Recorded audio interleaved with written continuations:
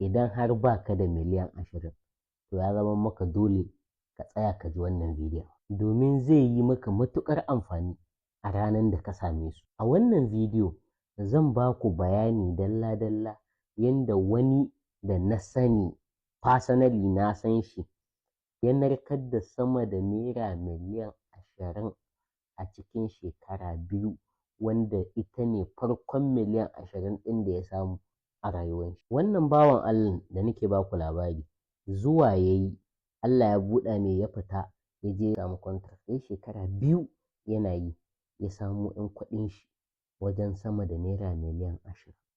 Amma kafin ya dawo gida abin da ya fara siya yana dawowa da na gan shi da shi su ne latest iPhone. Allah abin da ya dawo da shi shine iPhone guda ɗaya ta miliyan da Samsung wanda dukkansu sun wuce naira miliyan 1. Kun ji tun anan ya kashe miliyan 2. Yana dawowa ya sai mota ta miliyan 3 wato ya nuna ma mutane ya shigo gari. Kaga tun anan ya ci kusan miliyan 5 na kuɗin shi. Ya sai gida na miliyan 5 aka yi renovating ɗin shi, gida dai na talakawa ne, ni da ya sai gidan ban ce a'a saboda gida ne daidai na ɗan talakawa. Miliyan 5 ya kashe mai miliyan 2 ya yi renovating. Kun ji miliyan 7 ga miliyan 5 ya kashe miliyan 12. Ya kashe miliyan 3 ya aure. Kun ga ya kashe miliyan 15. Sauran mai miliyan 5.